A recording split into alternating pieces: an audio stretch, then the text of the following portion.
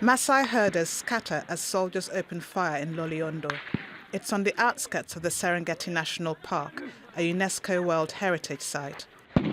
They'd been demonstrating against a government exercise to mark off ancestral grazing lands to create a private hunting reserve. Activists say dozens of protesters were shot and wounded.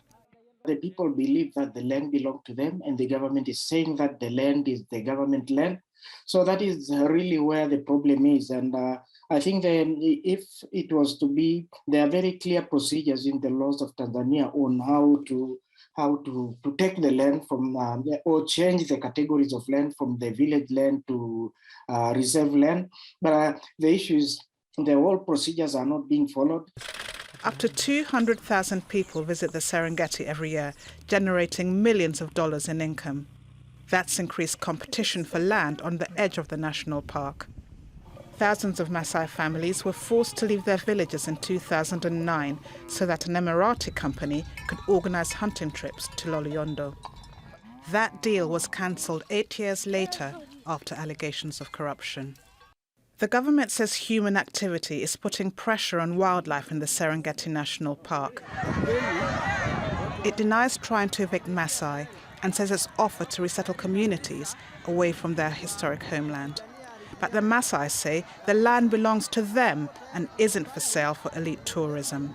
Barbara Angopa, Al Jazeera. Yannick Ndunyo is a Maasai leader and joins me now from Nairobi. Good to have you with us on the programme, sir.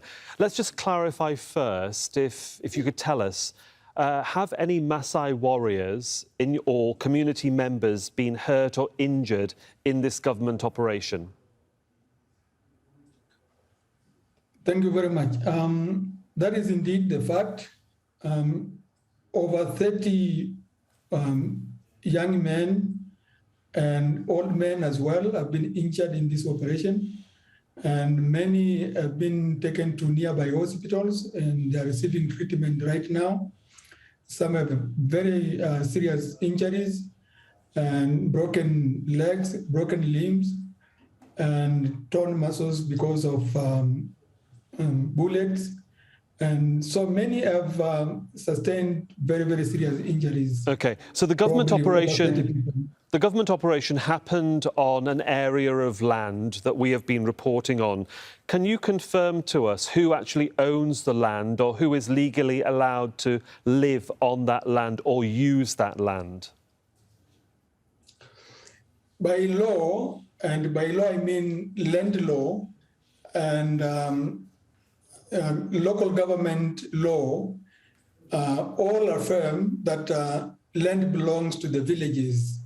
And villages means locally established villages where people inhabit. So the rightful owners of the land are the Maasai communities in Loliondo. So tell us, what sort of conversation have the Maasai had with the government over taking over this land? Has there ever been a conversation about the government taking this land back?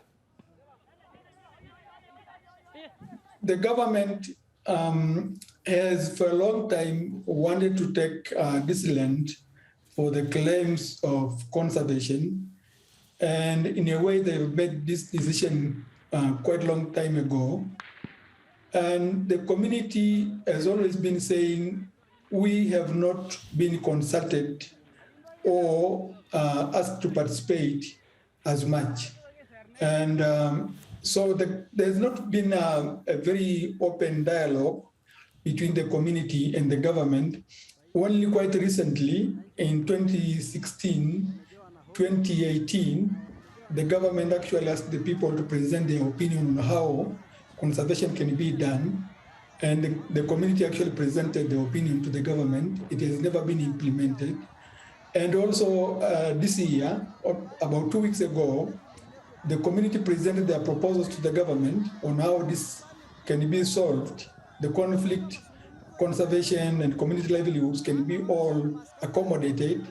And the government has not given any feedback yet until when we have seen this operation taking place. How do you think then? How do you think, sir, this is going to be resolved if you're saying that the community has offered suggestions and solutions, and the government itself has not come back to you in any form of conversation or in written word. How do you see this actually being resolved? One, the government must actually take into account and consider very highly the community recommendations. And for now, the government must stop this operation which is going on in Loliondo and must cease it so that they can open a dialogue on how to jointly resolve this. But generally, the community needs this land. They have already given away Serengeti in 1959 for conservation, and now they need this land for their own survival. And the only way conservation can be done is by actually asking the people how they should do it jointly.